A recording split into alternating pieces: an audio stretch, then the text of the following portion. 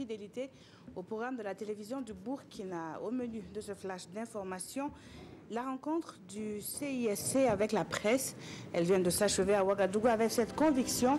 Seule la justice pourra stopper les violences communautaires au Burkina. Le collectif contre l'impunité et la stigmatisation des communautés s'indigne de la lenteur de cette justice.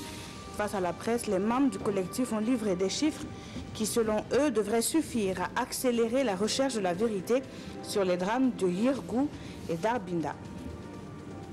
Même exercice pour le mouvement du peuple pour le progrès. La direction du parti au pouvoir a aussi convié la presse dans la matinée de ce 11 avril pour livrer sa lecture sur la situation nationale.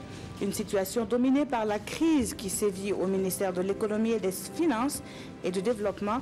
Le MPP se dit contre ce qu'il qualifie de sabotage de la part de certains agents publics de l'État sur les affrontements intercommunautaires survenus à Arbinda ou encore les tueries de Zouaga. Le parti invite le gouvernement à rendre justice aux victimes. Cela pour que cessent définitivement ces affrontements fratricides qui endeuillent le Burkina.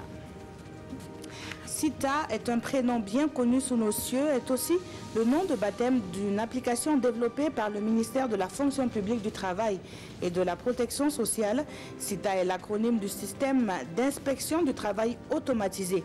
L'outil entre en droite ligne avec la politique de modernisation de l'administration publique, gain de temps, traitement en temps réel des litiges ou encore qualité des prestations, des avantages liés à la mise en œuvre de la politique nationale en matière de protection sociale. Le CITA est officiellement fonctionnel et selon le chef du département en charge de la fonction publique, l'appropriation de l'outil sera effective dans les plus brefs délais. En cette période de canicule qui ne laisse personne indifférent, l'eau se fait rare et pas que dans la capitale. À Dédougou, les services déconcentrés de l'Office national de l'eau et de l'assainissement ont du mal à satisfaire la demande des consommateurs. Ces derniers mettent leur espoir sur les bonnes fontaines qui se retrouvent submergées, non pas d'eau, mais de récipients vides.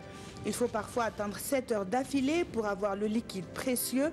Un constat dans la région de la Boucle du Moun qui est similaire à d'autres régions du pays. L'invité du 20h est le ministre de l'eau et de l'assainissement, M. Nyuga Ambroise Ouedraogo. Omar El-Béchir est tombé. Le président âgé de 75 ans au pouvoir depuis 1989 a été destitué par l'armée après plus de 3 mois de manifestations contre son pouvoir. L'annonce a été faite ce jeudi par le ministre de la Défense à la télévision publique soudanaise. Omar El-Béchir est actuellement détenu par les militaires et se trouve en lieu sûr, d'après le ministre. Toujours selon ce communiqué, la Constitution est suspendue et des élections seront organisées après une période de transition de 2 ans. Et durant cette période, c'est un conseil militaire qui va administrer le Soudan. L'information revient dans moins d'une heure à 19h avec le JT des régions sur une présentation de Mounira Kéré. Je vous retrouve à 20h.